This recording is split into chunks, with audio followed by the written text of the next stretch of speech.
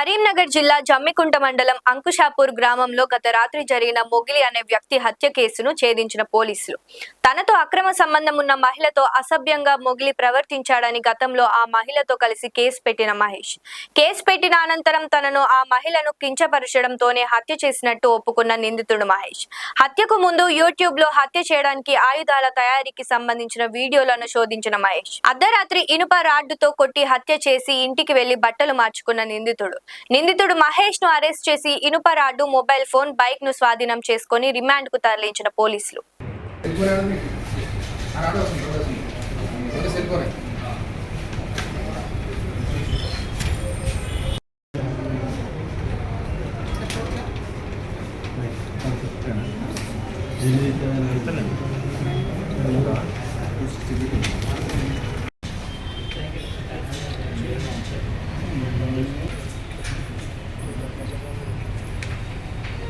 by 26 under section 103 subsection 1 BNS కేసులో మనందరికీ తెలుసు 27వ తారీఖు రోజు రాత్రి మిడ్నైట్ మాకు ఒక సమాచారం ఉంది. ఒక వ్యక్తి అక్కడ చనిపోయి పడి ఉన్నాడు. ఎమ్మటే పోలీసు అంతా కూడా వెళ్ళడం జరిగింది. వాళ్ళు ఇచ్చిన సమాచారం మేరకు చూస్తే అతను మాకు మార్నింగ్ కంప్లైంట్ వచ్చిన తర్వాత మేము వెళ్ళి చూస్తే అతని మీద కొట్టి చంపినట్టుగా ఉంది. బట్ ఎవరు చంపిండ్రు ఎట్లా చంపిండ్రు అనేది తెలియదు. మాకు దరఖాస్తు ఇచ్చిన దాని ప్రకారం మేమే ఆన్సైట్ ఎఫ్ఐఆర్ చేస్తున్నాం కాబట్టి వారు ఇచ్చిన సమాచారం మీద వారి దగ్గర నుంచి డిసీజ్డ్ని ఐడెంటిఫై చేయడం జరిగింది. ఫస్ట్ డిసీజ్డ్ పేరు పైతరి మొగిలి, అతనికి 52 సంవత్సరాలు ఉంటాయి. అంకుషాపూర్ విలేజ్, బై క్యాస్ట్ వచ్చి చాకలి. అతను వ్యవసాయ కూలి పని చేసుకుంటాను. సో అతని వైఫ్ మాకు ఇచ్చిన సమాచారం మీద కేసు రిజిస్టర్ చేసిన తర్వాత దీన్ని ఎవరు చంపి ఉంటారనే కోణంలో అన్ని కోణాల్లో కూడా మేము మా ఇన్స్పెక్టర్ గారు వారి team SI Ravi and all team of inspector Ramakrishna గారి ఆధ్వర్యంలో విచారణ చేపట్టడం జరిగింది. విచారణలో మాకు తెలిసిన విషయాలు ఏంటంటే లాస్ట్ ఫిబ్రవరిలో ఇతని మీద ఒక మహిళ అత్యాచార యత్నం చేసినందుకు కానీ ఒక కేసు పెట్టడం జరిగింది. ఆ విషయంలో అతని అటెంప్ట్ రేప్ కింద కేసు నమోదైన తర్వాత అతన్ని జైలు కూడా పంపడం జరిగింది. అతను ఒక 2 నెలలు జైలు నుంచి ఉండి విడుదలయ్యి వచ్చిన తర్వాత ఎవరైతే కేసు పెట్టిన మహిళ అక్కడ కేసు పెట్టిన మహిళకి కొంత తెలిసింది ఏంటంటే విచారణలో ఇతను ఎవరైతే అక్కడ మేము అన్ని కోణాల్లో విచారించిన తర్వాత ఆ మహిళకి సంబంధించిన వారు ఉన్నారా, లేకపోతే వైఫ్ తరఫు నుంచి ఎవరైనా అటెంప్ట్ చేసి ఉండొచ్చా, ఇంకా ఏ కోణంలో ఇతను మర్డర్ చేసే అవకాశాలు ఎవరెవరికి ఉన్నాయని చెప్పేసి అన్ని కోణాల్లో విచారించిన తర్వాత అందులో ప్రత్యక్ష సాక్షిగా ఉన్నటువంటి మహేష్, గంగారప్ప మహేష్ ఇప్పుడు మన దగ్గర ఉన్నారు. అతని వయసు 40 సంవత్సరాలు. అంకుషాపూర్ అతనిది మడిపల్లి విలేజ్. ఇతను మీద అనుమానం వచ్చింది. అతను అఫెన్స్ అయిన తర్వాత నుంచి ఊర్లో ఉండకపోవడం అట్లా కొంత అనుమానం వచ్చింది. దరఖాస్తు కూడా అతను అందులో వాళ్ళు దరఖాస్తులో కూడా వాళ్ళు ఏం చేశారంటే ఇతని మీద మాకు అనుమానం ఉందని కూడా ఇవ్వడం జరిగింది. అన్ని కోణాల్లో చూసిన తర్వాత ఇతన్ని మేము క్యాచ్ చేసిన తర్వాత అతన్ని మాట్లాడితే అతను నేరం చేసినట్టు ఒప్పుకున్నాడు. రీజన్ ఏంటంటే ఇతనికి ఒక సన్నిహితంగా ఒక మహిళతోటి రిలేషన్ ఉండటం వలన ఇతని వలన ఎవరైతే డిసీజుడు ఉన్నారో మనకి పైతరు మొగిలి వలన 2 గ్రామాలలో అతని యొక్క ఇల్లీగల్ ఇంటిమసీ అనేది బయట ప్రచారం అయింది. దాని వలన 2 కుటుంబాలు కూడా విచ్ఛిన్నమైనాయి.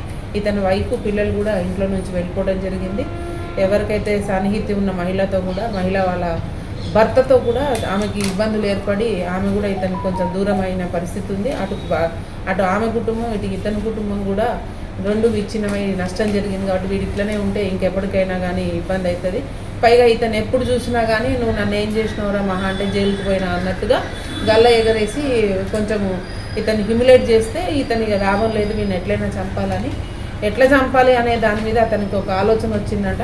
యూట్యూబ్లో అతని యొక్క ఫోన్లోని యూట్యూబ్లో మనిషిని ఎట్లా చంపాలి, చంపిన తర్వాత సాక్ష్యాలు దొరకకుండా పోలీస్కి మేము దొరకకుండా ఎట్లా బయటకు రావచ్చు అనే విషయాలని అతను యూట్యూబ్లో సెర్చ్ చేసి అతను ఒక పథకం ప్రకారంగా ఆయన పక్క విలేజే కాబట్టి జస్ట్ 2 to 3 కిలోమీటర్స్ రేడియస్ ఉంటుంది మడిపల్లి నుంచి అంకుషాపూర్కి.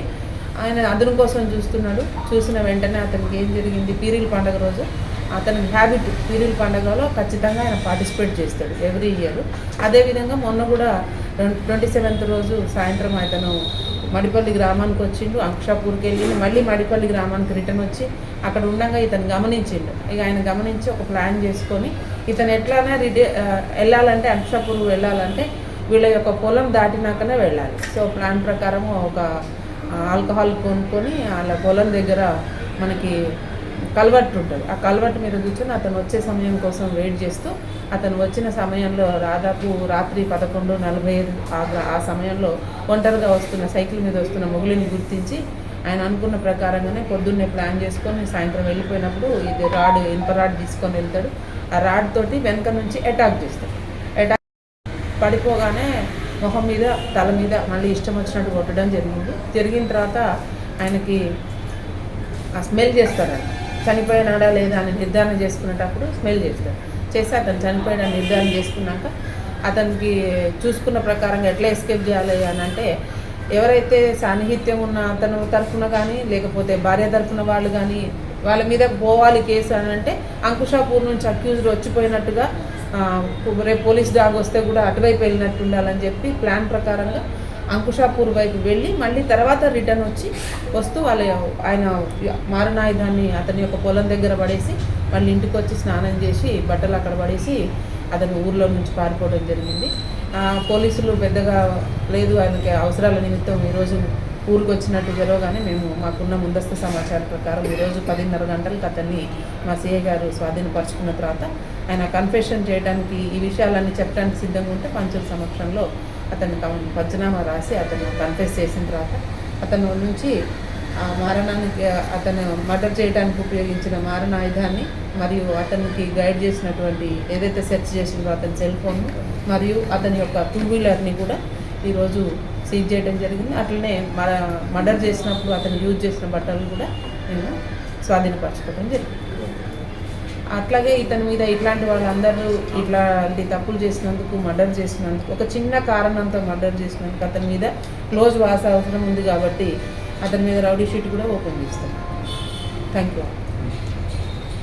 లైక్ చేయండి, షేర్ చేయండి, సబ్స్క్రైబ్ చేయండి. మరిన్ని వీడియోల కోసం బెల్ సింబల్ పై క్లిక్ చేయండి.